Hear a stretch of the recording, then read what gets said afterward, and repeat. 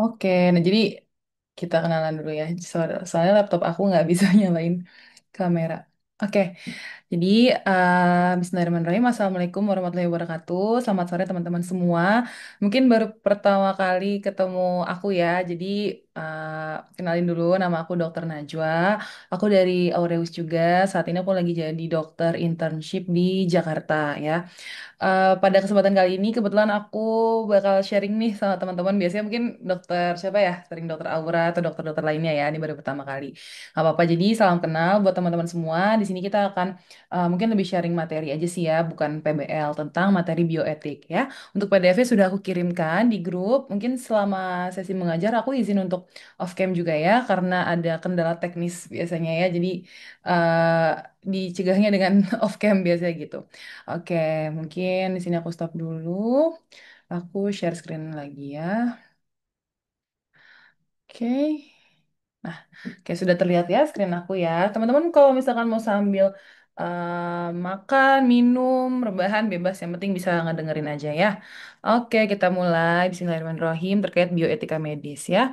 Jadi ini outline materi yang kita akan bahas hari ini. Mulai dari dasar etika, dari definisinya, aliran berpikir, kemudian apa aja sih jenis-jenis etika ya. Ada etika yang deskriptif, normatif, dan etika khusus. Ya, nanti kita lihat perbedaannya apa.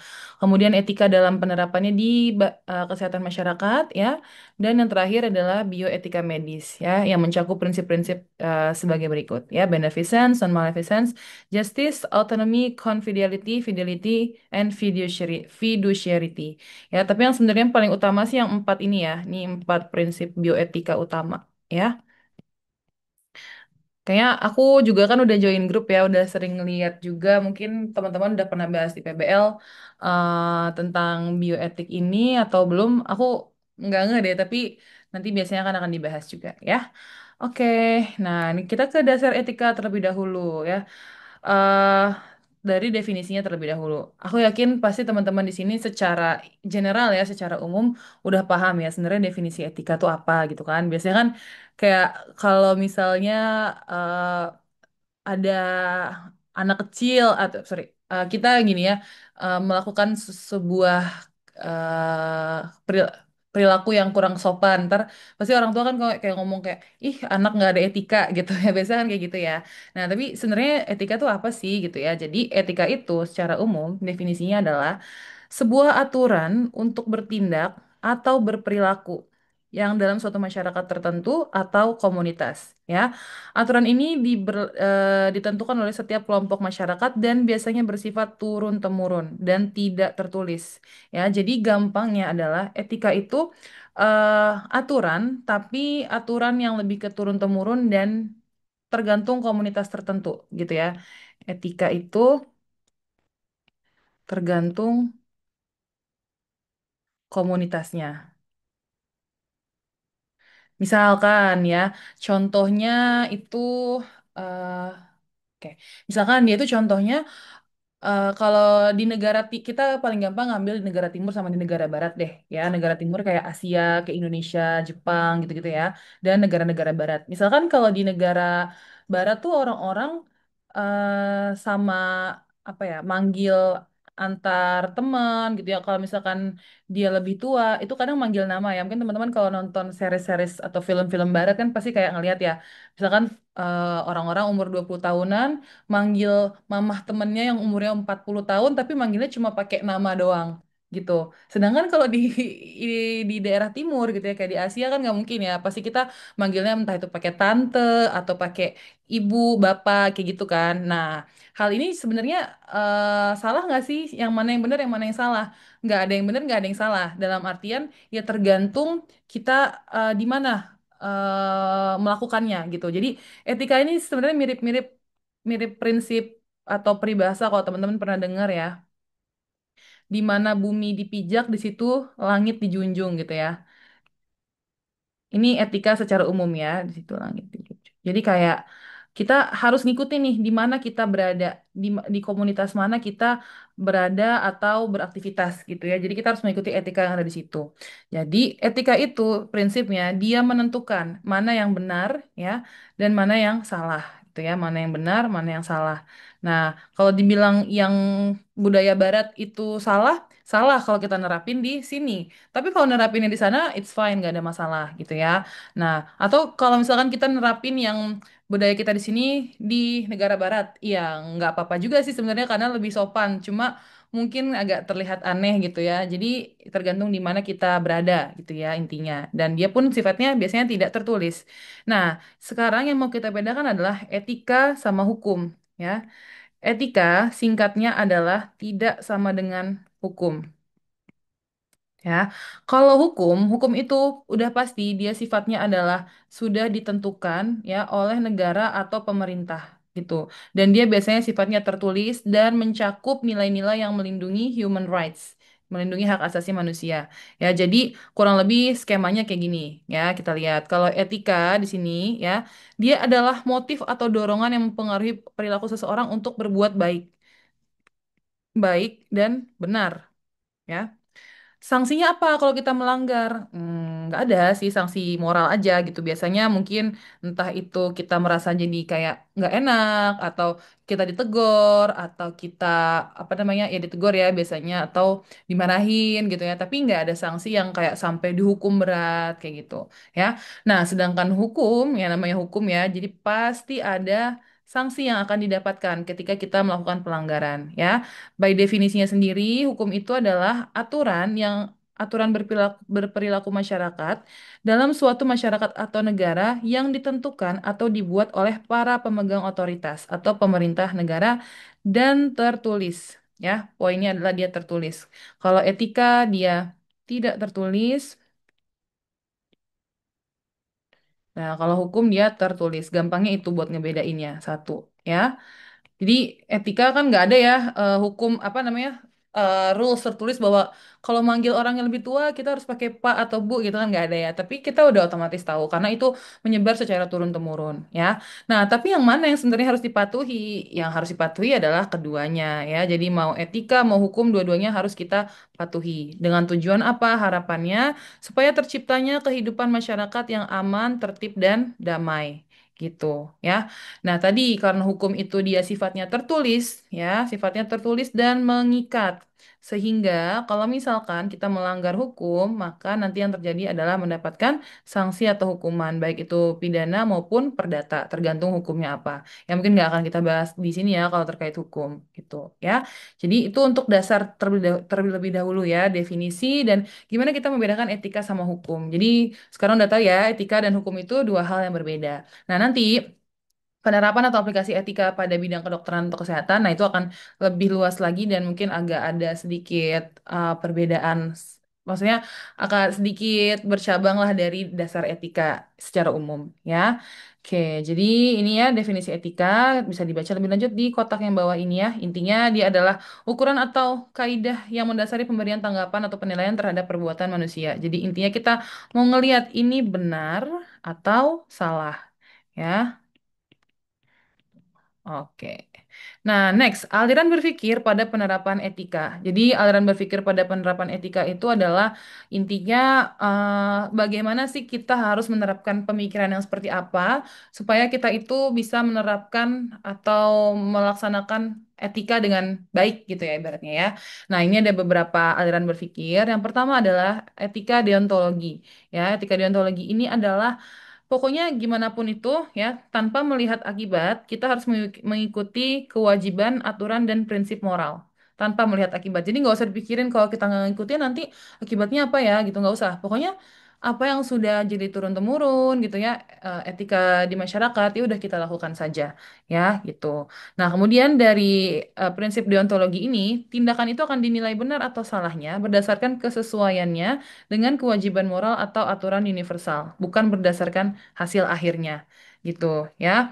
Nah, misalkan ini aku kasih contoh nih dalam medis gitu ya, biar lebih relate sama kita semua gitu ya. Misalkan nanti kalau kita udah megang, teman-teman udah ketemu pasien nih, kita nemuin ada hal yang janggal terkait hasil pemeriksaan kesehatan. Misalkan segampang pasiennya itu selama ini nggak punya riwayat darah tinggi misalkan, tapi pas kita tensi, kok darahnya tinggi terus ya gitu. Nah, berarti kan sebenarnya kita harusnya ya terbuka aja sama pasien gitu, kayak jujur aja bahwa oh bapak atau ibu punya kondisi darah tinggi nih gitu, harus kita obatin dan lain sebagainya gitu ya. Nah, eh, walaupun akibatnya adalah kalau kita kasih tahu pasti pasien akan panik dan akan denial gitu ya, menolak. Nah, tapi nggak apa-apa, tetap harus kita kasih tahu. Kita sebaiknya tidak boleh berbohong, apalagi ini terkait kondisi medis pasien ya. Itu haknya pasien mengetahui kondisi medisnya. Ya, walaupun tujuan bohong kita baik ya, mungkin kayak supaya pasien nggak panik, tapi kan nanti pasiennya jadi tidak berobat gitu misalkan ya. Karena udah pasti berbohong itu akan salah secara moral dan secara efeknya pun juga ya sebenarnya kurang baik ya ujung-ujungnya gitu. Walaupun pasiennya mungkin awalnya akan cemas atau akan nolak gitu ya karena tahu dia punya riwayat sakit gitu. Tapi kan nanti lama-lama bisa diobati daripada ditutup-tutupin gitu ya. Kemudian itu prinsip yang pertama. Prinsip yang kedua adalah etika teleologi atau konsekuensialisme. Jadi ini adalah aliran pikir yang membahas tentang akibat atau konsekuensi dari suatu tindakan, gitu ya.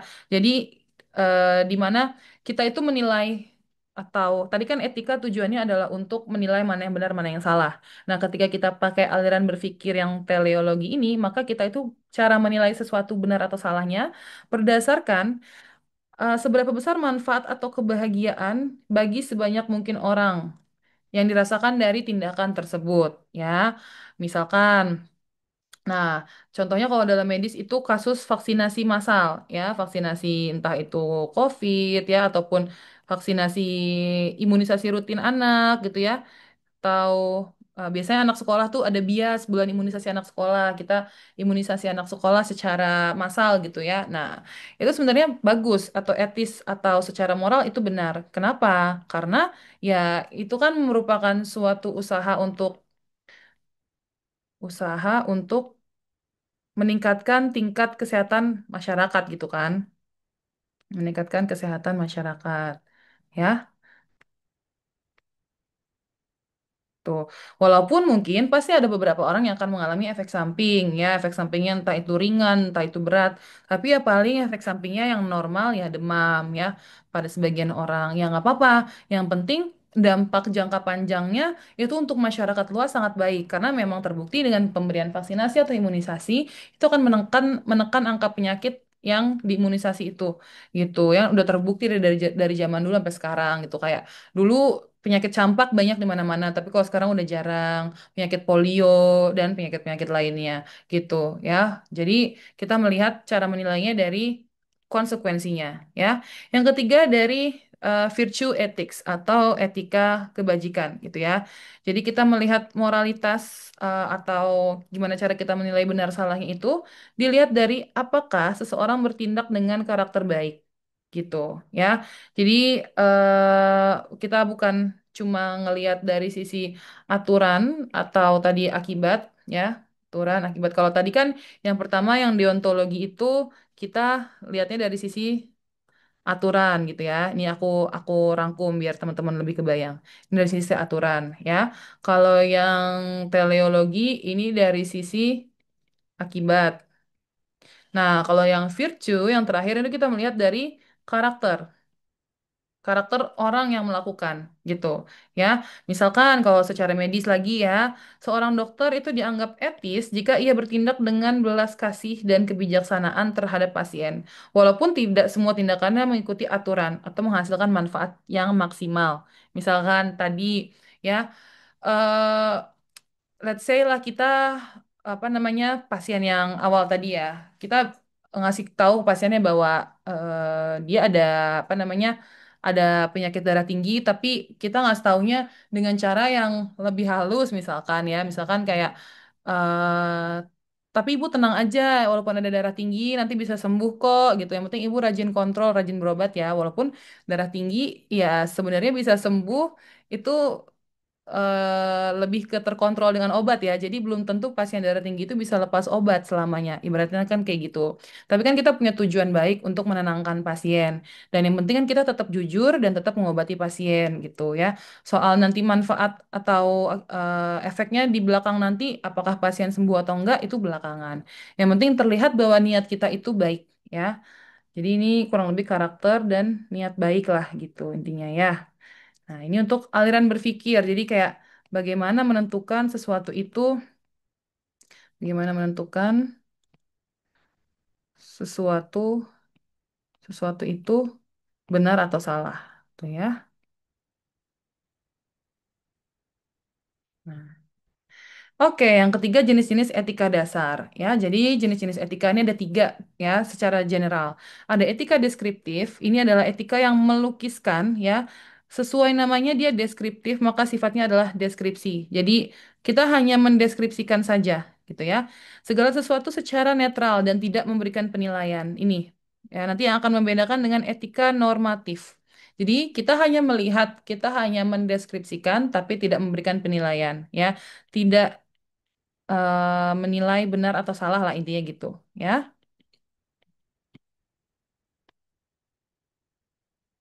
Nah, etika deskriptif hanya memberikan gambaran apa adanya, ya, dan tidak memberikan penilaian, tidak memberikan penilaian. Sedangkan etika yang kedua adalah etika normatif, ya. Sesuai namanya, etika normatif ini karena dia norma, maka dia mencakup norma-norma yang menuntun manusia bertindak secara baik dan menghindari hal-hal yang buruk.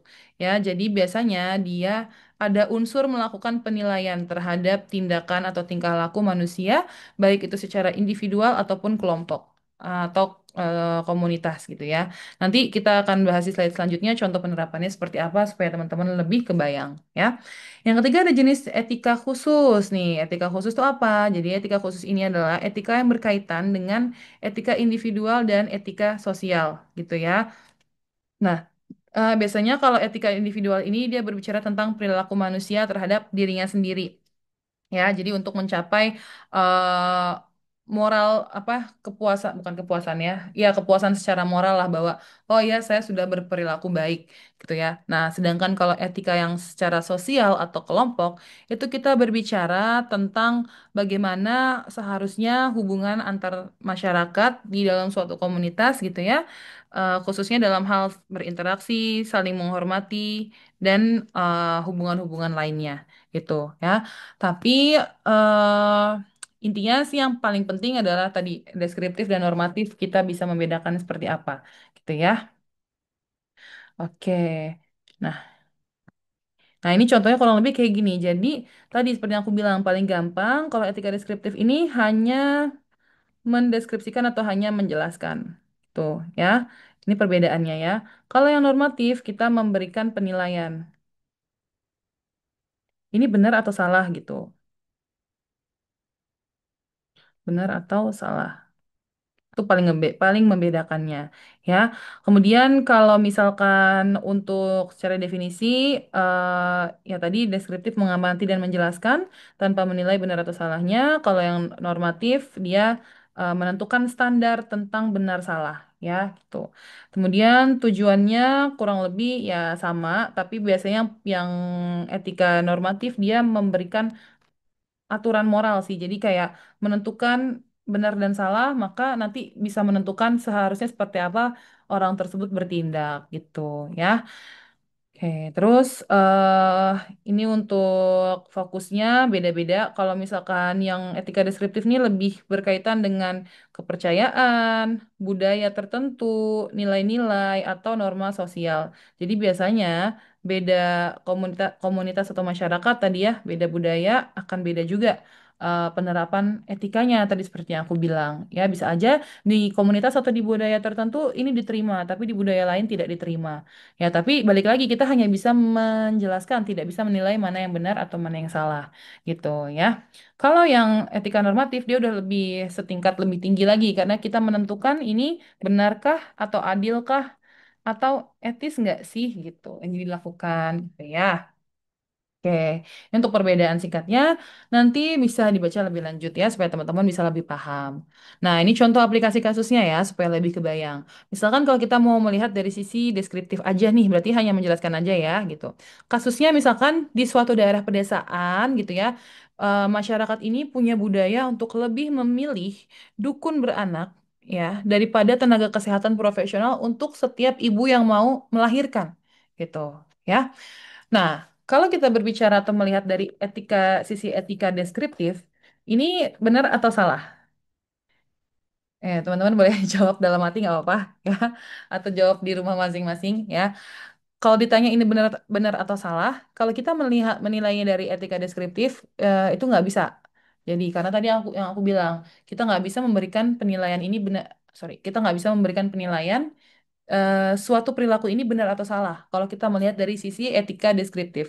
Jadi analisisnya kalau secara deskriptif kita hanya bisa bilang bahwa ini adalah sebuah apa ya perilaku ya di masyarakat yang dilakukan karena alasan budaya, kepercayaan, biaya atau akses. Ya, jadi maksudnya apa nih? Kita berusaha untuk menilai secara netral, menilai secara netral. Kalau kita bilang misalkan kita sebagai dokter pasti akan kayak, ini nggak boleh melahirkan di dukun beranak itu kan nggak steril, prosedurnya nggak sesuai dan lain sebagainya gitu ya. Tapi misalkan nanti dibalikin lagi sama masyarakat di desa itu, tapi dok kita kan nggak ada akses ke pelayanan kesehatan, kita kan nggak punya bidan, nggak punya dokter di sini, mau ke puskesmas, rumah sakit terlalu jauh dok, adanya dukun beranak daripada keburu brojol di jalan gitu. Ya mendingan kita lahiran sama dukun beranak gitu. Nanti jadi kayak apa ya? Makanya kalau kita lihat dari sisi etika deskriptif, kita nggak bisa nilai benar atau salah karena ya udah kita cukup sampai menjelaskan bahwa ya ini memang budaya atau perilaku yang sering dilakukan oleh masyarakat setempat di suatu komunitas atau daerah gitu. Nah, sedangkan kalau sekarang kita mau lihat dari sisi etika normatifnya, berarti kita memberikan penilaian terhadap perilaku masyarakat ini. Nah, barulah kita di situ bisa bilang ini benar atau salah, ya. Nah, mungkin nantinya kita lihatnya dari sisi bioetika medis gitu ya, karena kan kita sebagai tenaga medis, kita punya nilai bioetika medis yang dimana bioetika medis ini sebenarnya apa ya? Nilai etik yang tujuannya untuk menguntungkan pasien gitu. Segimana caranya supaya pasien itu diuntungkan dan mendapatkan manfaat yang besar. Tujuannya sebenarnya itu, ya. Nah, jadi kalau misalkan kita lihat secara analisis normatifnya, kita bisa lihat dari prinsip moral dan etika medis, ya. Ini spill-spill dikit sebelum kita bahas bioetik medis ya. Nah, jadi di salah satu poin bioetika medis itu kita punya yang namanya non-maleficence, ya, atau sebisa mungkin kita tidak menimbulkan kerugian pada pasien atau do no harm kalau kata Hippocrates ya, teman-teman mungkin udah ada yang pernah dengar tuh ya do no harm. Jadi kayak sebisa mungkin kita tidak membahayakan pasien, ya. Nah, kalau kita lihat dari satu sisi itu aja, sebenarnya dengan melahirkan di dukun beranak, ya, itu sudah pasti beresiko tinggi terhadap ibu dan bayinya, ya, karena kan tindakan medisnya itu pasti tidak sesuai prosedur tadi, tidak steril, obat-obatannya kurang lengkap dan sebagainya. Jadi, ya sebenarnya kalau dinilai secara bioetik medis memang ini adalah sebuah kesalahan gitu ya, bukan yang seharusnya dilakukan oleh masyarakat tuh bukan seperti itu, sehingga nilainya adalah tidak etis sebenarnya ya gitu. Nah, kalau dari sisi otonomi atau hak pasien, ya memang ibu atau pasien itu punya hak untuk memilih cara persalinan. Tapi kita sebagai tenaga medis juga punya kewajiban untuk memberikan edukasi tentang resiko kalau ibu lebih memilih bersalin di dukun beranak. Gitu ya. Jadi kalau analisis normatif itu di tahap kita sudah melakukan penilaian terkait dari sisi prinsip bioetika medis.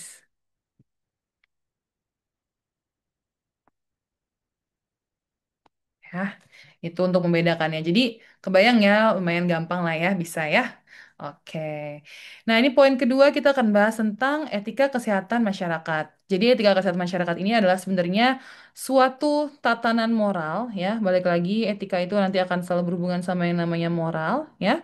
Berdasarkan sistem nilai yang berlaku secara universal dalam eksistensi mencegah perkembangan resiko pada individu, kelompok, dan masyarakat yang mengakibatkan penderitaan sakit, sorry, kenapa nih pensilnya? Maaf ya. Individu, kelompok dan masyarakat yang mengakibatkan penderitaan sakit dan kecacatan serta untuk meningkatkan keberdayaan masyarakat untuk hidup sehat dan sejahtera. ya. Jadi intinya etika kesehatan masyarakat ini adalah gimana caranya kita bertindak, ya. Gimana caranya perilaku, perilaku atau tindakan yang dilakukan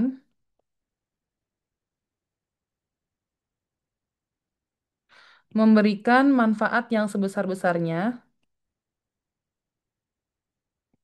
manfaat yang sebesar-besarnya terhadap individu atau masyarakat yang sebanyak-banyaknya gitu ya.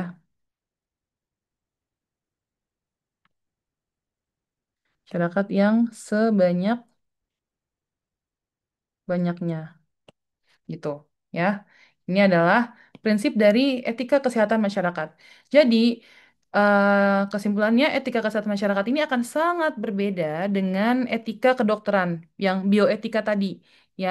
Jadi bioetika atau etika kedokteran itu kan menyatakan bahwa dalam menjalankan pekerjaan sebagai dokter, dokter itu harus apa namanya mempertimbangkan gitu ya untuk sorry, dokter itu harus bekerja tanpa dipengaruhi oleh pertimbangan-pertimbangan pribadi ya. Intinya adalah tujuannya untuk gimana caranya mencapai keuntungan atau manfaat yang besar untuk pasien dan juga terhadap teman sejawatnya harus berperilaku baik sebagaimana ingin diperlakukan gitu ya.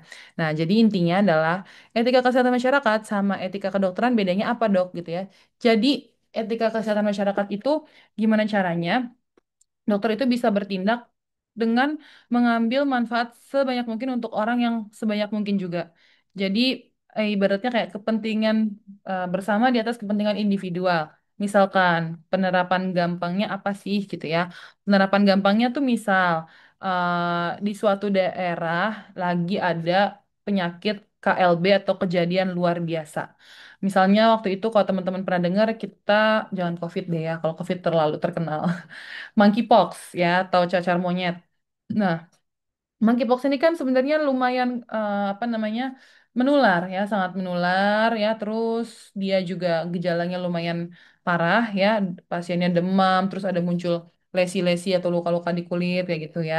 Nah, sebenarnya waktu itu monkeypox ini salah satu penyakit yang related sama kebiasaan seksual.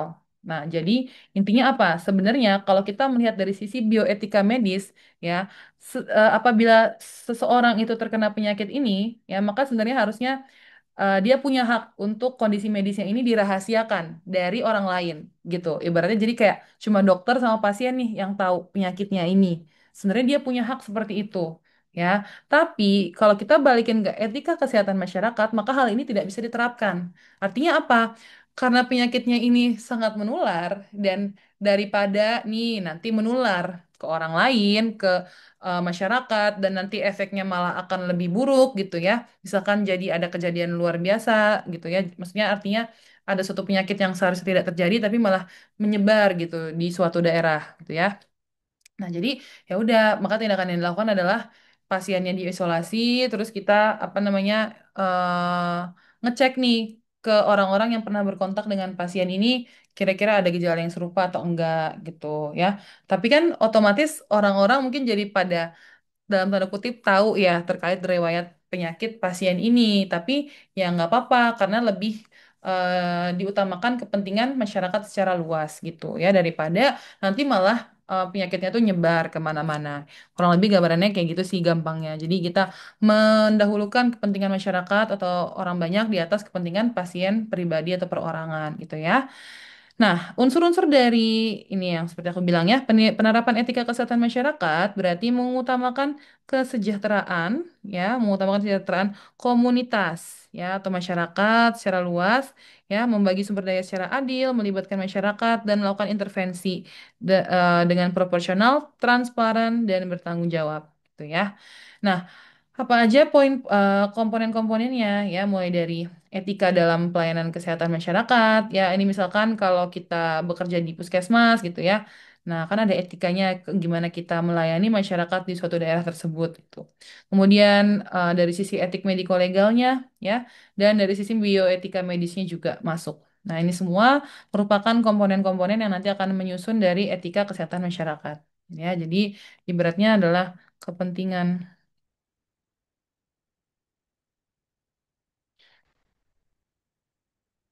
kepentingan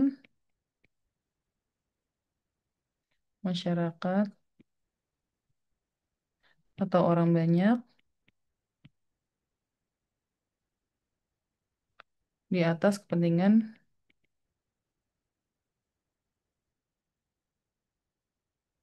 pribadi pasien. Ya. Oke, nah ini contoh-contoh prinsip etika kesehatan masyarakat dan contoh-contoh penerapannya. Kita ambil dua poin deh, misalkan ya. Misalkan dari sisi, kalau kita lihat dari sisi keadilan, karena kan justice ini juga masuk di bioetika medis dan bioetika medis juga masuk ya di prinsip etika kesehatan masyarakat. Ya, sini kita penerapannya, misalkan untuk vaksin COVID pada saat itu kan yang butuh banyak banget ya, yang butuh tuh banyak banget. Tapi supply-nya mungkin masih terbatas. Maksudnya dalam artian ada tapi sedikit-sedikit gitu ya waktu waktu awal-awal kan belum terlalu banyak. Nah, maka dari itu gimana nih caranya supaya kita itu tetap menerapkan etika kesehatan masyarakat dan apa ya bisa memberikan manfaat yang lebih besar gitu. Nah, caranya kalau kita lihat dari prinsip etika justice atau keadilan, itu kita melihat dengan cara gimana caranya si distribusi ini adil. Ya, maka kita harus menentukan kelompok-kelompok prioritas yang boleh mendapatkan vaksin ini duluan, ya, dengan apa namanya, dengan catatan, ya, memang mereka ini yang paling membutuhkan dan apabila diberikan kepada mereka, gitu ya, hal ini akan memberikan manfaat atau dampak yang baik gitu ibaratnya. Misalkan kalau prioritas sudah pasti lansia ya, lansia sama tenaga kesehatan. Nah, adil nggak sih kira-kira buat warga lain? Ya mungkin kalau kita lihat dari sisi adil, jadi adil itu bukan berarti sama rata, ya. Tapi adil itu adalah bagaimana kita bisa apa ya membuat urutan prioritas dan kita bisa menerapkan itu, gitu ya. Jadi mana yang diprioritaskan terlebih dahulu, gitu. Jadi kalau misalkan ini ya adil karena kan lansia biasanya mereka lebih rentan. Mereka lebih rentan, lansia lebih rentan kan, karena kan sudah lebih berumur, maka imunitasnya juga lebih kurang baik dibandingkan kita pasien dewasa yang sehat. Jadi ya wajar aja kalau dikasihnya ke lansia dulu. Adil nggak sih dikasih ke tenaga kesehatan? Adil banget juga. Karena tenaga kesehatan ini adalah mereka yang setiap hari ketemu sama orang sakit gitu ya. Jadi mereka adalah garda terdepan pada saat itu, pada saat COVID.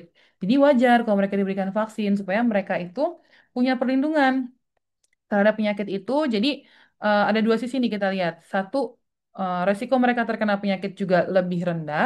Kedua, supaya mereka nggak sakit. Karena kalau tenaga kesehatan sakit, pada saat itu akan sangat repot ya. Karena nanti berkurang tenaga kesehatannya, nanti berkurang juga pelayanan ke pasien-pasiennya gitu. Ya, jadi kita lihat dari sisi adil seperti itu.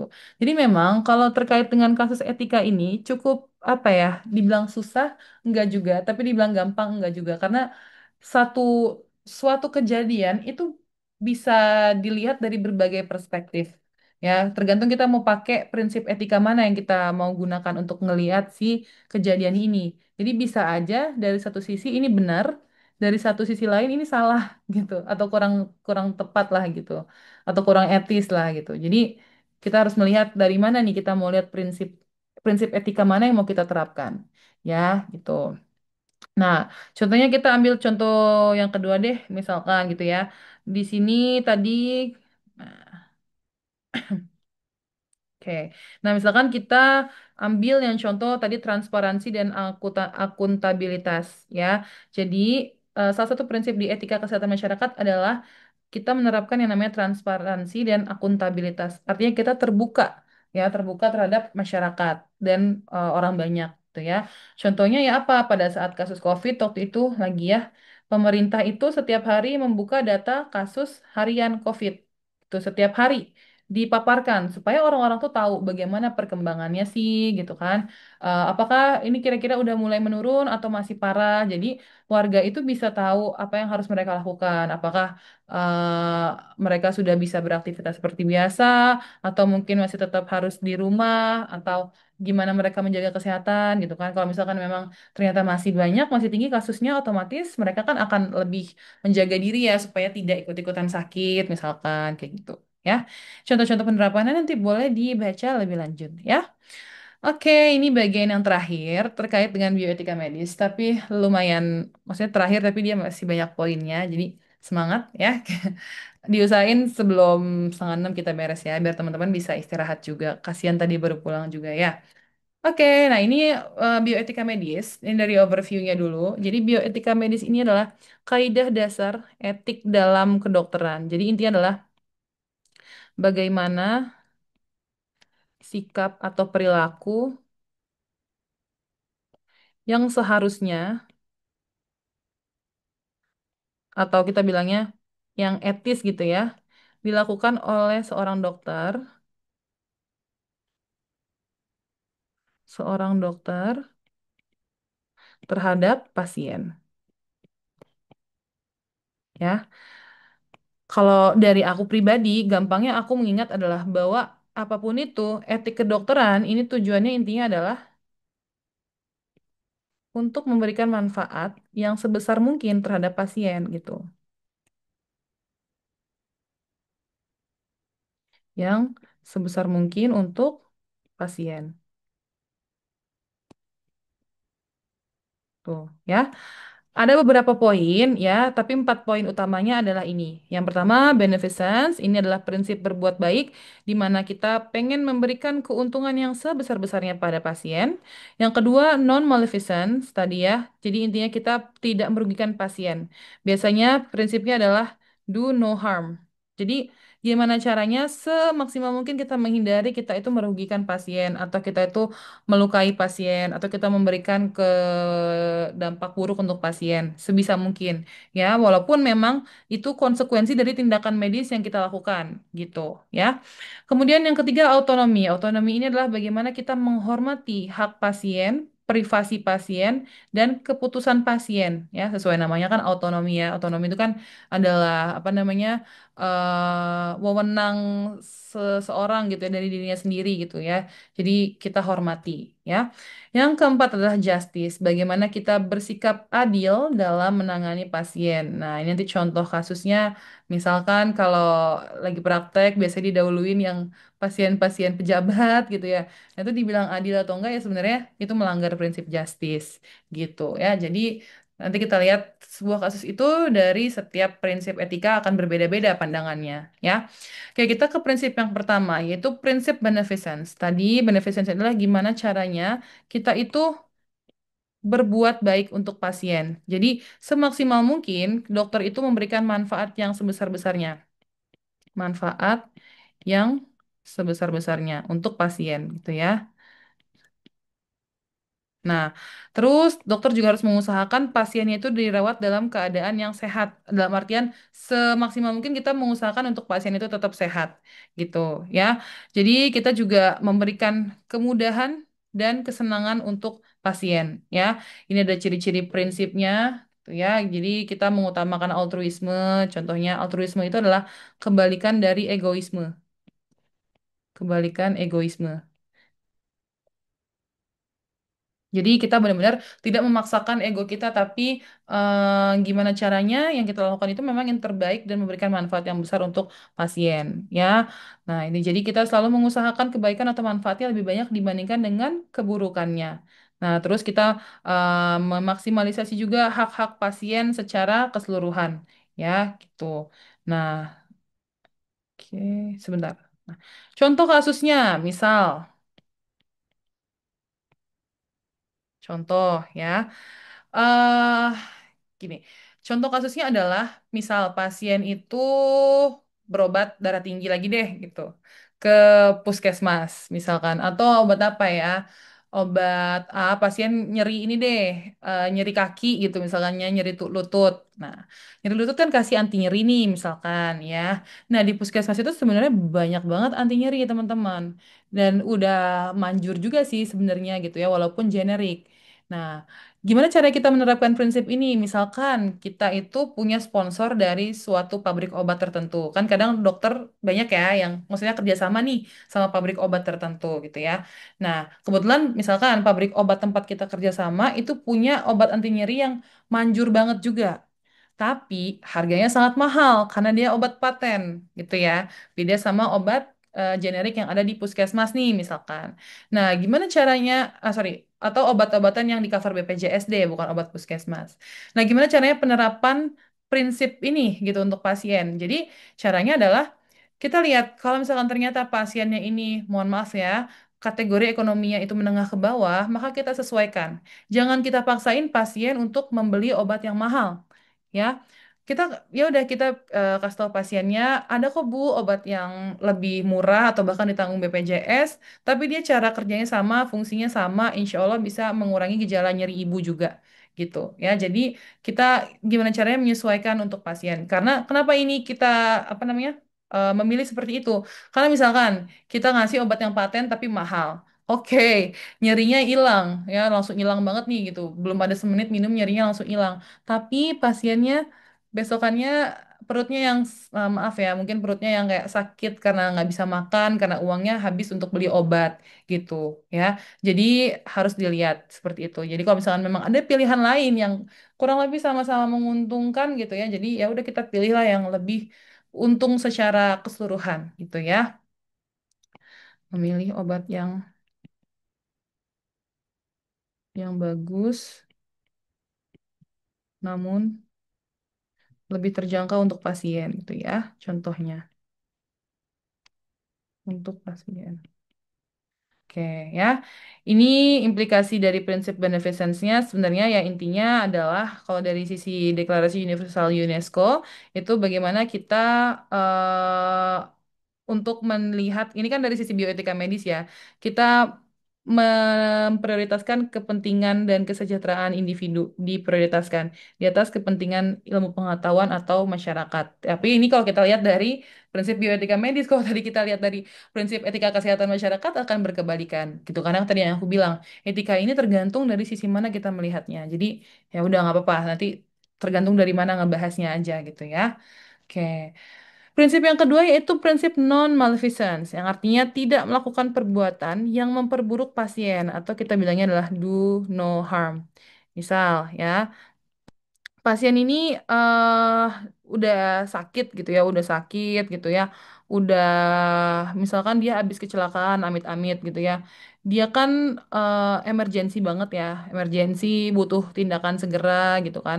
Nah, butuh tindakan segera, tapi misalkan dia itu nggak dianterin oleh keluarga, jadi misalkan dia itu tabrak lari, terus dia dibawa ke rumah sakit. Kebetulan teman-teman sebagai dokter yang menerima pasiennya, dia dalam kondisi emergensi, kehabisan darah, butuh tindakan segera, tapi nggak punya identitas nih gitu. Sedangkan kalau teman-teman udah pernah belajar informed consent, ya, di mana setiap tindakan yang dilakukan itu kan harus ada informed consent atau persetujuan ya dari pasiennya atau wakilnya keluarganya gitu.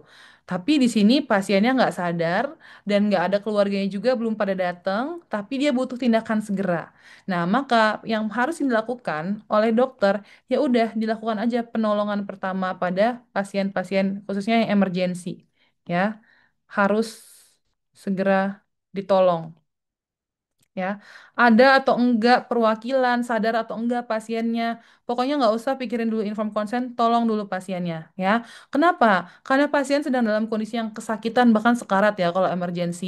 Terus kalau kita nggak tolongin, pasiennya makin sakit dan berarti kita memberikan harm tambahan atau perbuatan buruk kepada pasien itu. Ya, jadi apa namanya? Pokoknya kita lakukan aja gitu.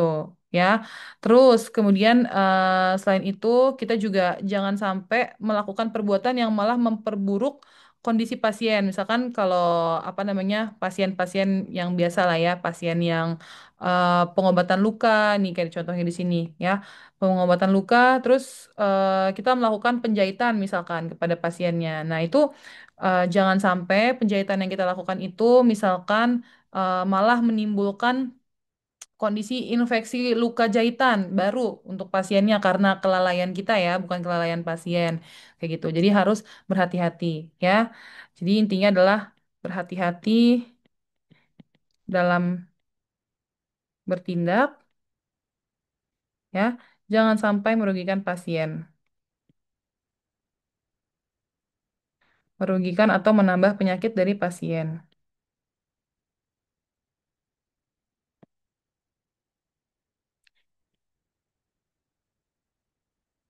Atau misalkan ini juga terkait salah satunya prinsip kalau teman-teman pernah dengar yang namanya eutanasia. Eutanasia itu adalah dokter itu ibaratnya dalam tanda kutip membunuh pasien dengan obat-obatan, khususnya biasanya obat-obatan bius gitu ya, atas permintaan pasien biasanya. Karena pasien ingin mengakhiri hidup tapi nggak pengen cara yang sakit, minta tolong dokter untuk melakukan eutanasia.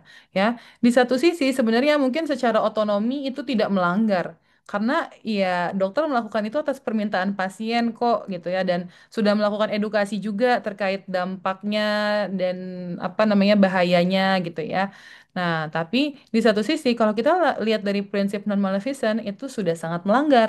Berarti karena kita melakukan perbuatan yang memperburuk pasien gitu. Orang pasiennya sehat-sehat aja, terus kita kasih obat-obatan yang dalam tanda kutip mematikan gitu. Jadi itu ya dilihat dari dua sisi yang berbeda akan berbeda ya. Nah, ini dari implikasi untuk prinsip non maleficence ya, kita bisa lihat dari prinsip totalitas integritas ya, di mana kita eh, lebih mengutamakan kebaikan secara keseluruhan dibandingkan kebaikan yang secara sebagian gitu ya. Nah, misalkan kalau secara klinisnya, kalau ada pasien diabetes yang dia kakinya itu udah habis gitu ya, udah gangren atau udah kakinya tuh udah membusuk gitu istilahnya ya, atau jaringannya mati semua ya, maka ini gangren. Maka sebaiknya apa yang dilakukan gitu ya, daripada nanti kondisinya ini memperburuk dan makin naik makin ke atas gitu ya, misalkan si gangrennya ini atau si kondisi pembusukan di kakinya, ya udah mendingan di maaf ya diamputasi aja kakinya gitu supaya stop sampai di kaki, nggak menjalar ke bagian atas untuk kerusakan pembuluh darahnya gitu ya. Jadi mempertimbangkan kebaikan untuk seluruh tubuh pasiennya dibandingkan hanya untuk kakinya aja nih gitu ya. Kemudian prinsip double effect, ini prinsip di mana suatu tindakan mempunyai akibat ganda ya. Bisa baik bisa buruk, tapi kalaupun misalkan dia seperti itu ya, maka yang kita lihat pokoknya kita utamakan adalah dampak baiknya. Ya. Kemudian prinsip yang ketiga adalah prinsip ordinary, utamakan baiknya. Dan extraordinary. Ya, kalau ini biasanya kita punya kewajiban sebagai dokter atau tenaga kesehatan untuk mempertahankan hidup dan kesehatan, ya, serta tidak sorry, kesehatan tapi tidak serta-merta dengan segala macam cara gitu ya. Jadi artinya apa? Ketika kita mau memang kita harus mempertahankan kehidupan seseorang, tapi kita harus lihat caranya seperti apa. Itu jangan sampai kita mengeluarkan usaha yang berlebihan yang nantinya ya maka malah merugikan pihak lainnya atau memberikan kerugian yang lebih besar untuk keluarganya atau untuk pasiennya itu sendiri gitu ya. Jadi ketika cara dan sarananya sudah menjadi extraordinary, ya yang dimana berarti menimbulkan usaha berlebih hingga bahkan kerugian gitu ya, maka ya udah kita nggak wajib juga untuk mempertahankan kehidupan pasien tersebut. Biasanya ini dalam fase end of life. Contoh, pasien-pasien yang belum meninggal dunia henti jantung, tapi sudah meninggal, sudah mati batang otak istilahnya ya. Untuk teman-teman yang mungkin belum tahu, mati batang otak itu terjadi ketika batang otak yang mengatur atau sebagai fungsi kontrol pernafasan itu dia sudah tidak berfungsi. Jadi pasiennya jantungnya masih bekerja, masih memompa darah, tapi pernafasannya sudah tidak jalan, sudah tidak bisa bernafas sendiri lagi, gitu. Tapi dibilang meninggal belum, karena jantungnya masih berfungsi. Nah, biasanya alternatifnya apa? Pasien akan dirawat di ICU supaya bisa dipasang dengan ventilator. Jadi ventilator atau alat bantu nafas. Jadi dia bernafas karena bantuan ventilator, ya ditambah pompaan dari jantungnya yang memang masih berfungsi. Nah, tapi sebenarnya kalau kita lihat apakah itu sebanding gitu ya? Karena ventilator itu sangat terbatas, harganya mahal, kemudian pasien pun ya walaupun bisa bernafas, tapi dia akan berada di bawah pengaruh obat gitu. Jadi dia nggak sadar juga ibaratnya, karena kan ventilator itu harus apa namanya harus di bawah pengaruh obat-obatan sedasi ya supaya bisa digunakan ya. Jadi apa namanya akan tetap ya pasiennya nggak bisa ngapa-ngapain juga gitu. Kualitas hidupnya juga tidak akan membaik juga. Jadi daripada menambah biaya semakin banyak untuk keluarga juga, kemudian jadi membatasi fasilitas ventilator yang lebih dibutuhkan oleh pasien lain mungkin. Nah, ya udah mendingan ya sudah mau nggak mau ya kita pertahankan hidup dengan cara yang biasa aja gitu. Ya. Oke. Nah, ini prinsip yang ketiga selanjutnya terkait dengan prinsip justice ya. Nah, prinsip justice ini kita gimana caranya untuk selalu memperlakukan pasien secara sama rata dan adil, ya. Kalaupun tidak adil, maka harus ada indikasi secara medis, ya. Nah, di sini disebutkan bahwa dokter harus memperlakukan secara sama rata dan adil terhadap pasien untuk kebahagiaan dan kenyamanan pasien. Nah, yang aku mau note atau highlight ke teman-teman adalah bahwa perbedaan tingkat ekonomi, pandangan politik, agama, kebangsaan, suku, kedudukan sosial, kebangsaan, dan kewarganegaraan tidak boleh mengubah sikap dokter kepada pasiennya. Jadi, dokter harus melihat pasien itu secara objektif, ya, bukan subjektif, itu, ya. Jadi, adil itu belum tentu sama banyak atau sama rata, ya. Adil itu adalah ketika mengetahui prioritas yang mana yang harus didahulukan, ya. Nah, dalam sisi medis sebenarnya gampang, udah ada cara untuk membagi atau mengetahui prioritas pasien secara mudah, ya. Yaitu contohnya adalah dengan menerapkan sistem triase,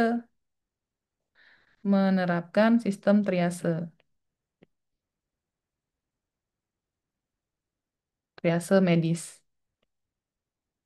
ya. Nah, oke. Nah, ini nanti kita apa namanya bahas di slide selanjutnya ya karena kebetulan ada biar nggak double-double ya. Nah, jadi prinsip justice ini intinya adalah ciri-cirinya kita memperlakukan segala sesuatu secara universal yang jadi kita lihat secara menyeluruh gitu ya. Nggak usah kita lihat cuma tingkat ekonominya, sosialnya, agamanya atau suku bangsanya dan lain sebagainya. Ya, kemudian kita menghargai hak-hak pasien, mengambil porsi terakhir dari proses membagi yang telah dilakukan, menghargai hak dan hukum pasien, dan yang paling penting ini, tidak membedakan penanganan pasien berdasarkan status ekonomi, sosial, dan pendidikan, tapi hanya boleh secara triase. Nah, kita lihat di sini ya.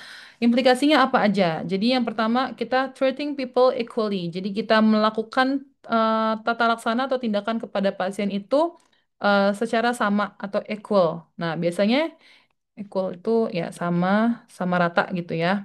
Nah, biasanya kita ini berhubungan dengan kasus-kasus intervensi medis yang langka, misalnya transplantasi organ, gitu ya. Jadi di sini kita maksudnya adalah supaya kita memberikan kesempatan yang sama terhadap setiap pasien yang butuh transplantasi organ, ya, kesempatan yang sama.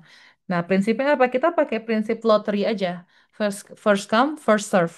Jadi misalkan ada warga biasa yang butuh transplantasi ginjal ya dan ada pejabat anggota instansi tertentu misalkan yang butuh transplantasi ginjal juga nih. Nah, tapi sedangkan donor ginjalnya belum ada nih. Nah, tapi yang duluan daftar itu yang masyarakat biasa lah ibaratnya ya, bukan pejabat instansi tertentu.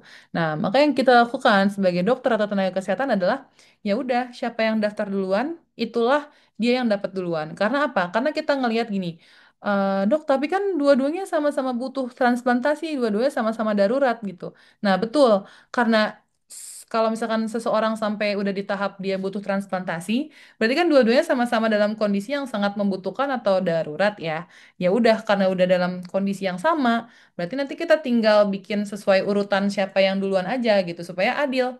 Ya kan karena misalkan di sini yang satu lebih duluan. Jadi ya udah berarti dia duluan lebih dapat. Yang selanjutnya ya nanti yang kalau sudah ada donor organ yang selanjutnya gitu ya. Oke, kemudian implikasi kedua itu adalah favoring the worst of. Jadi kita boleh mendahulukan pasien tertentu, tapi hanya berdasarkan kondisi siapa yang paling sakit atau siapa yang paling membutuhkan. Ini yang tadi aku bilang triase. ya. Triase itu ada yang hijau, ya, kuning, merah, dan hitam. Ya, biasanya triase yang kita dahului itu adalah pasien yang merah dan kuning. Kenapa? Kalau hitam biasanya pasien sudah meninggal dunia. Kalau hijau biasanya pasien yang masih yang sakit tapi masih bisa melakukan aktivitas semuanya sendiri. Ya, biasanya paling gampang pasien-pasien yang berobat rutin kontrol di poli gitu ya yang masih bisa datang sendiri. Nah, itu biasanya pasien-pasien triase hijau. Kalau kuning, merah biasanya yang udah ke IGD tuh yang udah penurunan kesadaran atau yang udah kesakitan banget kayak gitu. Nah, jadi kalau misalkan kita lagi nanti jaga di IGD rumah sakit gitu ya, misalnya teman-teman, dapat pasien datang bersamaan, yang satu kita balikin lagi karena di Indonesia sering terjadi seperti ini ya. Yang satu adalah anak pejabat instansi daerah yang dia mengalami demam baru 1 hari. Demamnya mungkin hanya demam ring, bukan hanya sih, misalnya demamnya pas diukur demam ringan dan ada sedikit batuk. Dan yang kedua, ada misalkan pasien driver ojek online yang mengalami kecelakaan dan mengalami cedera atau trauma yang berat di kepalanya sampai pasiennya tidak sadarkan diri. Nah, datang bersamaan nih, gitu. Tapi si yang pejabat ini pengen saya duluan, dok. Kan saya pejabat nih, gitu. Ini sering kejadian ya. Emang sering kejadian kok di real life-nya juga sering banget kayak gitu ya. Nah, sebagai dokter apa yang harus kita lakukan gitu? Nggak usah peduli siapa yang pejabat, siapa yang bukan. Kita punya prinsip bioetika medis ini. Jadi kita pakai aja prinsip ini, gitu ya. Secara triase udah pasti kalau orang penurunan kesadaran itu masuk triasenya triase merah ya guys ya, gitu. Dan kalau dia demam tidak terlalu tinggi, masih bisa melakukan aktivitas, kemungkinan triasenya mungkin hijau atau maksimal kuning.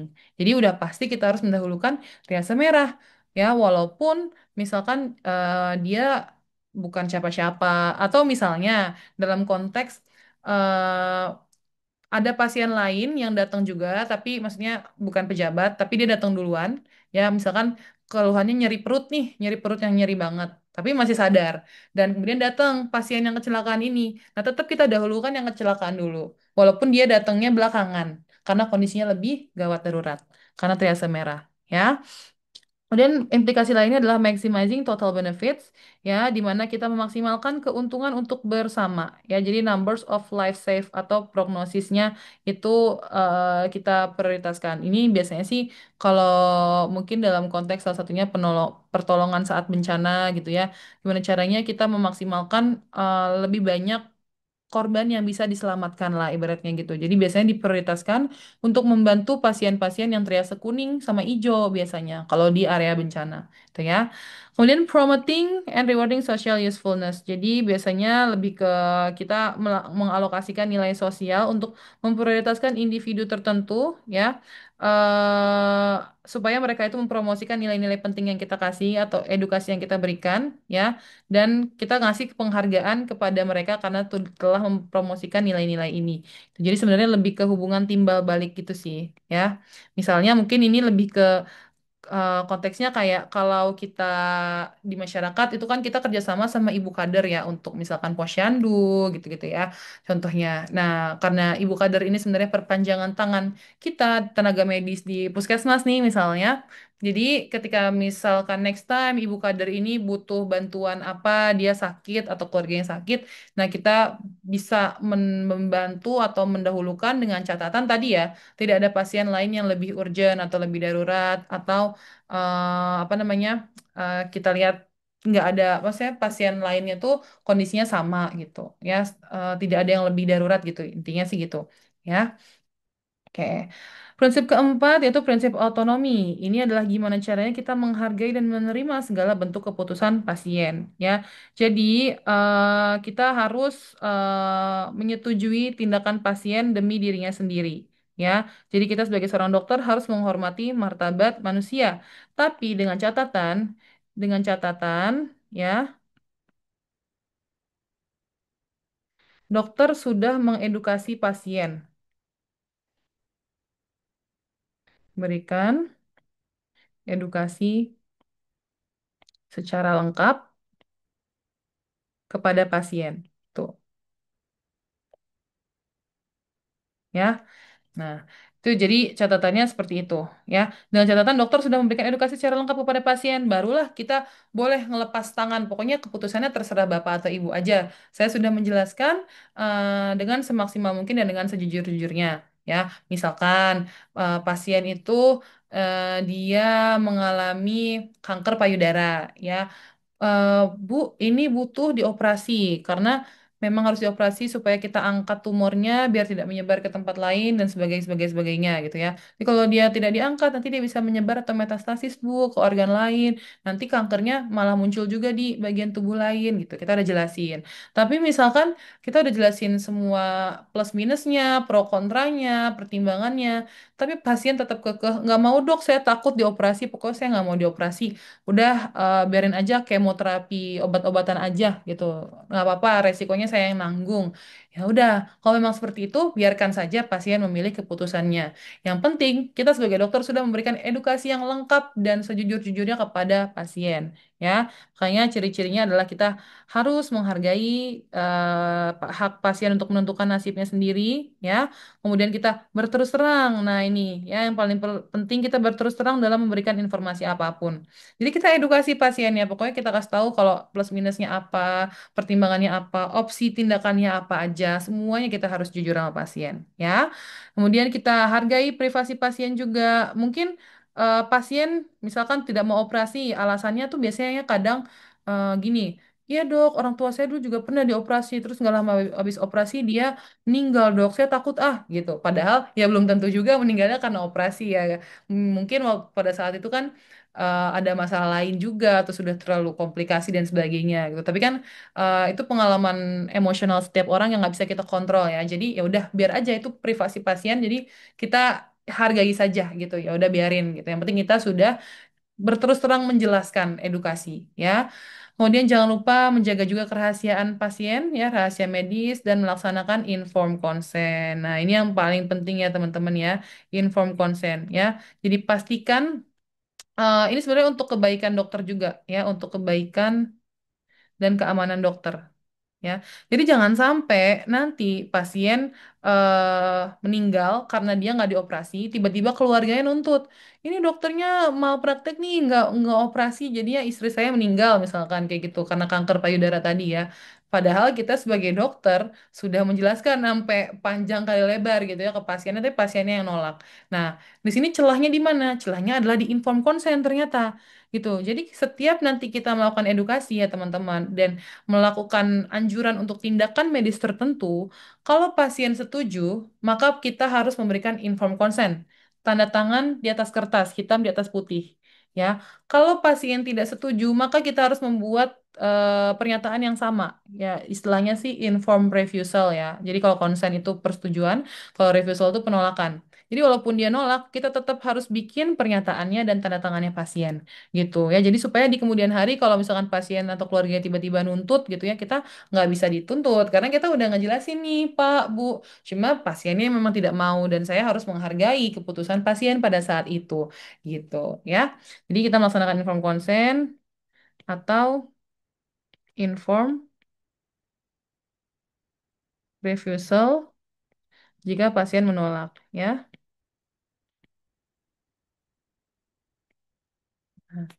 Oke, nah ini dari implikasi prinsipnya ya. Jadi kita pasien itu punya right to choose the or refuse treatment. Jadi pasien berhak menerima ataupun menolak jenis terapi yang kita tawarkan ya setelah mendapat penjelasan lengkap. Tadi ya seperti yang aku bilang. Kemudian patient's decision free of coercing or coaxing. Jadi tidak boleh ada paksaan ataupun ancaman dari setiap keputusan yang pasien pilih ya.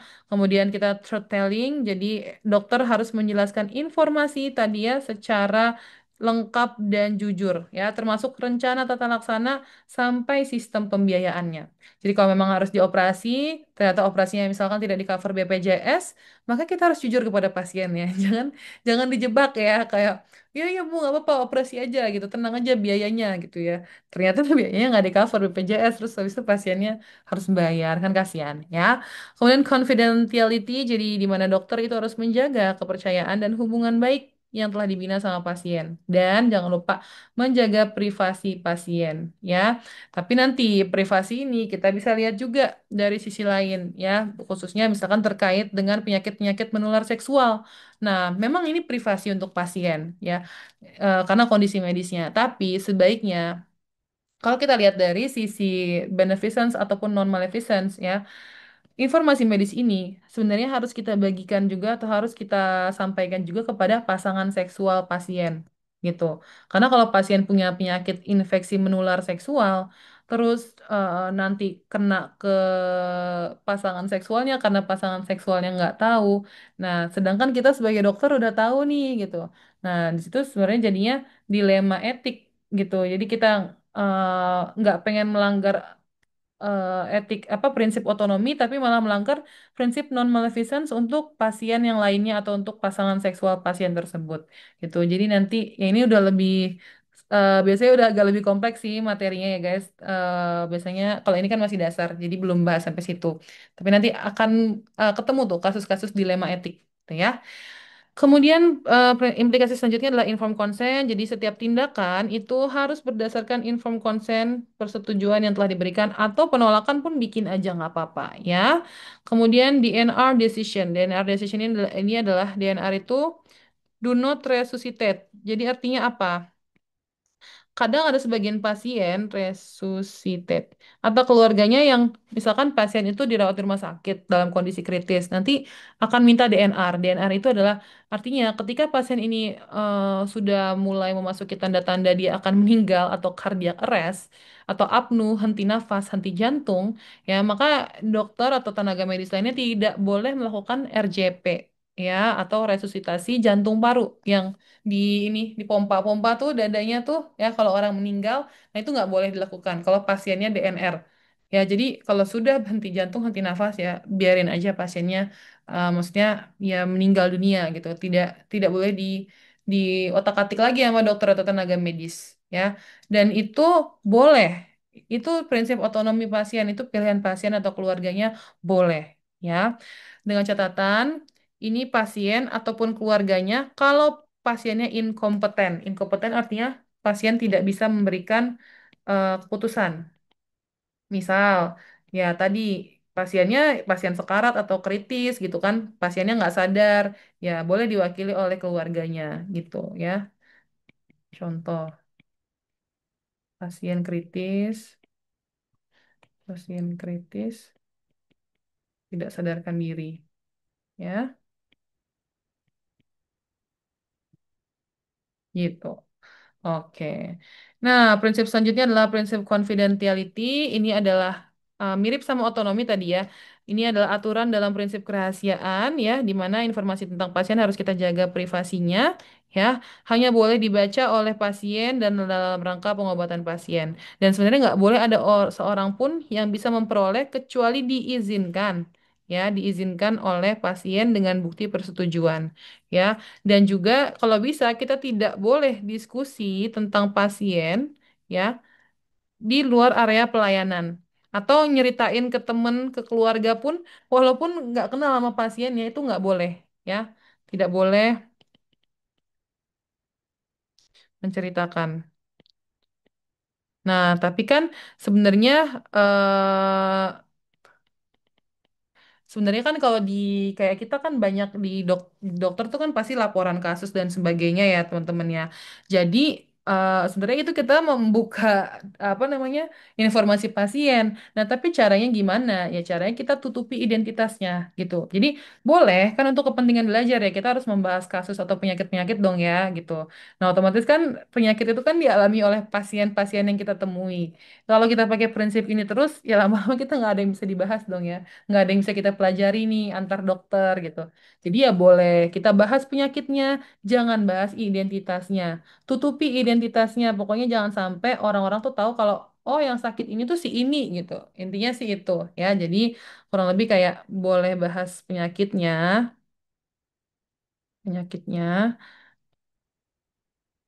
tapi jangan buka identitasnya sama sekali.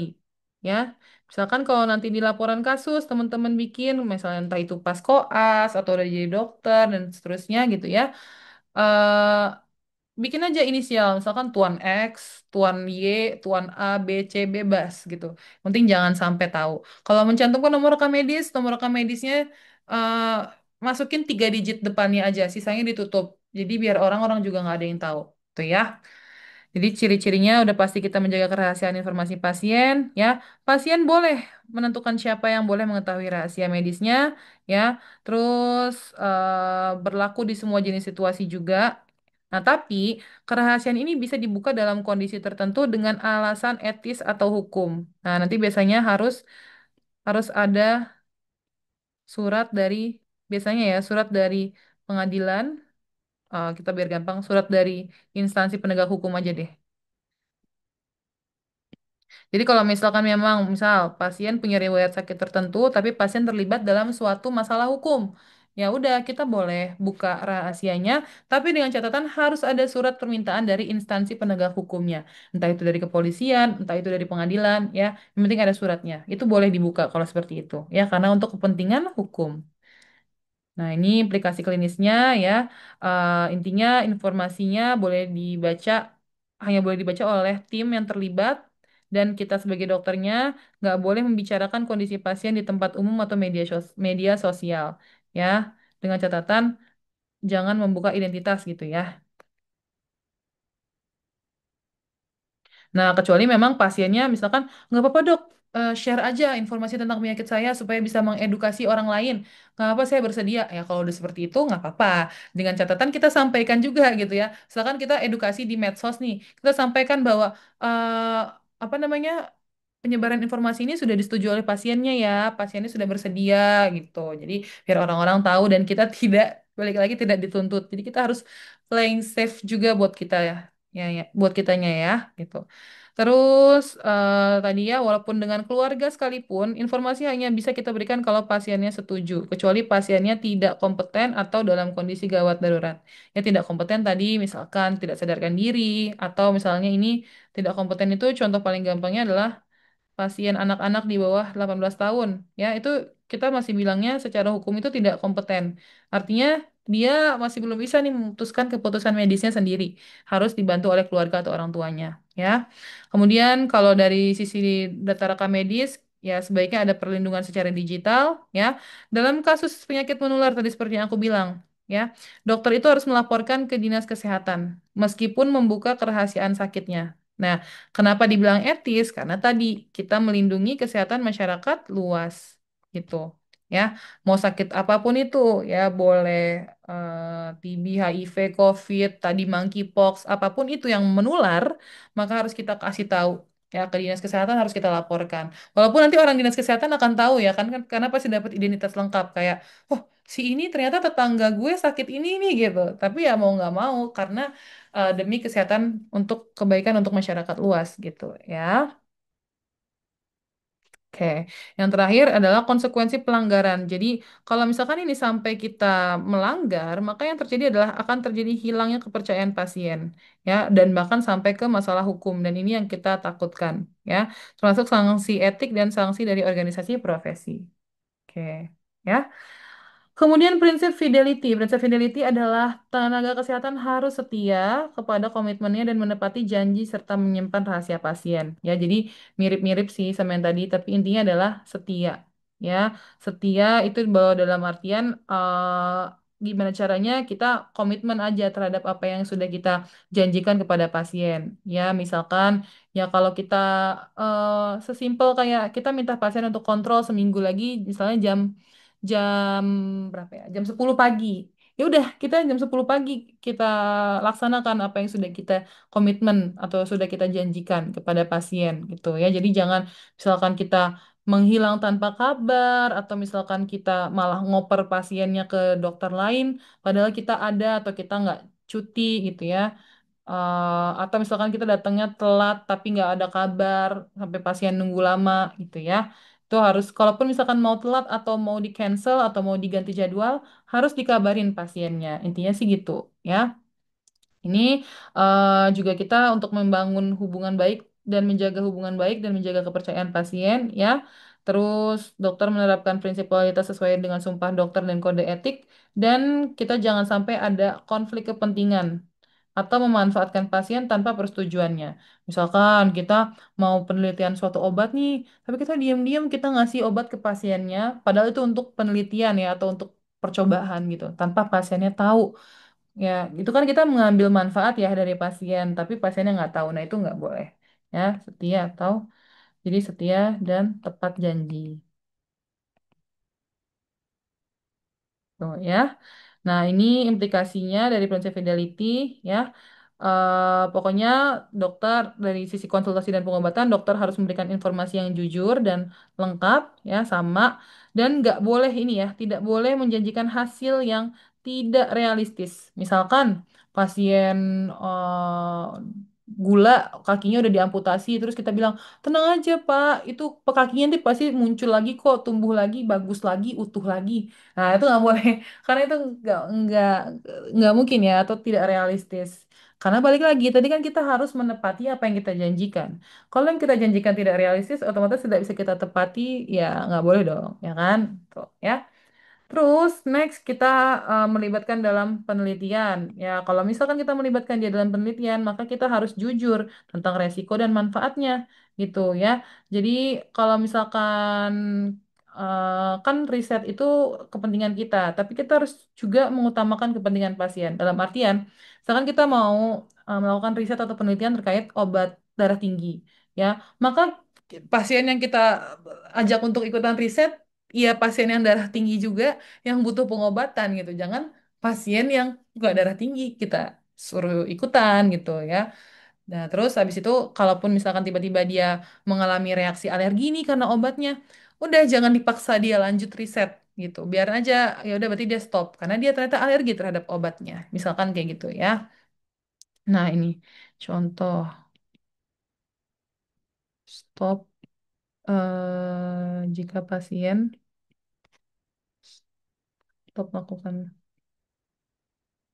riset jika timbul reaksi alergi obat pada pasien gitu ya, pada pasien. Nah, kemudian dari sisi konflik kepentingan, dokter juga nggak boleh memprioritaskan keuntungan finansial gitu ya. Nah, ini memberikan obat tertentu karena sponsor farmasi.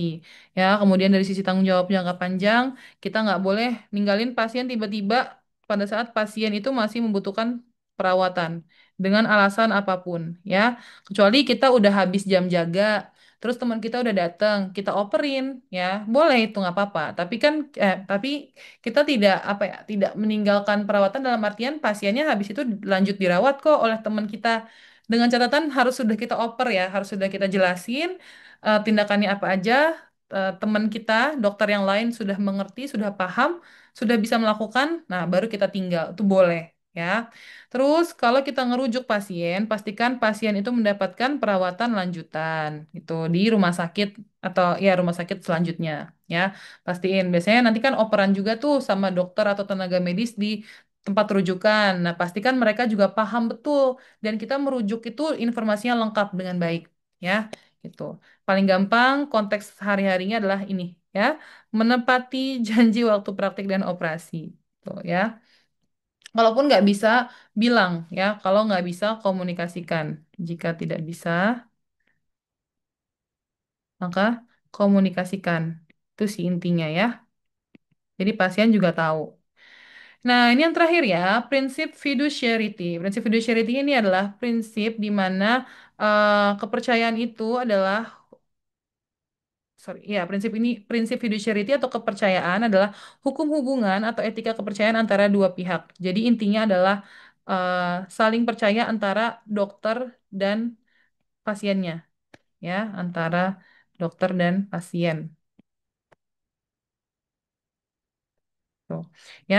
Nah, kenapa harus saling percaya? Karena kepercayaan ini dibutuhkan untuk komunikasi antara tenaga medis dan pasien. Ya, kalau nggak percaya, nggak mungkin dong. Misalkan pasien nih memilih berobat ke kita, tapi dia sebenarnya kayak nggak percaya. Maksudnya dalam artian, kayaknya dokter ini ini dari sisi pasien kan kadang suka kayak dokter ini kayak kurang deh komunikasinya kurang baik, nggak mau ah males misalkan kayak gitu. Nah maka dari itu biasanya harus ada prinsip ini supaya muncul saling percaya satu sama lain jadi bisa saling berkomunikasi dengan baik, gitu ya. Nah ciri-cirinya biasanya ya pasien itu menaruh kepercayaan penuh pada tenaga medis atau pada dokter. Jadi harus kita jaga kepercayaan itu dengan sebaik-baiknya, ya. Kemudian kepentingan pasien selalu lebih utama. Nah, terus keunggulan pengetahuan pada dokter itu harus digunakan untuk kepentingan pasien. Jadi, jangan mentang-mentang kita dokter lebih paham tentang penyakit pasien gitu misalkan. Terus kita kayak seenaknya dalam artian misalkan kita dalam tanda kutip ngerjain pasien gitu ya kayak kita ngasih obatnya mungkin yang terlalu apa yang kurang sesuai indikasi atau dosisnya terlalu tinggi gitu ya karena pasien nggak ngerti ah biarin aja lah gitu nggak boleh justru harus kita gunakan dengan sebaik-baiknya ya. Terus ya, kepercayaan ini menjadi dasar hubungan profesional antara tenaga medis dan pasien ya dan bersifat jangka panjang ya. Jadi kalau bisa sampai pasien sembuh, sampai dia udah nggak pernah datang lagi pun kita harus jaga hubungan baik gitu ya dan kepercayaan ya. Nah, ini untuk implikasinya secara klinis, kita karena ini prinsip kepercayaan, maka dokter pun harus menjaga kepercayaan pasien. Dengan cara apa? Memberikan saran terbaik berdasarkan bukti ilmiah, gitu ya. Jadi kalau kita ngasih opsi-opsi terapi atau tata laksana kepada pasien, nanti kita kasih tahu kenapa kita mau rekomendasikan itu. Karena misalnya secara ilmiah, ini tuh lebih bagus, lebih tinggi tingkat kesembuhannya, misalkan kayak gitu. Ya, kemudian harus ada informed consent juga sama, kurang lebih ya kayak poin-poin tadi, prinsip yang sebelumnya tadi. Kita harus jelasin semuanya secara lengkap, terus supaya pasien bisa membuat keputusan, ya, secara otonom. Kemudian tidak boleh ada konflik kepentingan, ini nggak boleh ada, ya, nggak boleh berkaitan dengan eh gini, boleh menerima insentif atau sponsor dari perusahaan obat atau alat kesehatan tertentu, tapi jangan sampai ini mengorbankan kepentingan pasien, ya. Jadi harus tetap kepentingan pasien dulu. Kemudian continuity of care, jadi tidak meninggalkan pasien di tengah perawatan, tadi mirip sama yang fidelity ya, tanpa alih tanggung jawab yang jelas. Ini yang aku bilang tadi. Boleh kalau misalkan kita operin ya, jadi harus dioperkan ke sejawat lain dengan lengkap dan baik gitu ya.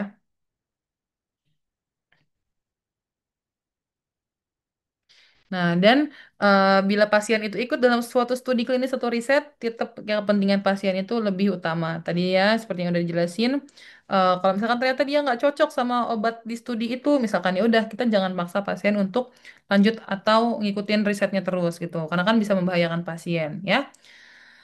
Oke, itu terakhir teman-teman. Alhamdulillah sudah selesai. Untuk bioetika sejauh ini apakah ada yang mau ditanyakan dulu? Tahu, udah capek.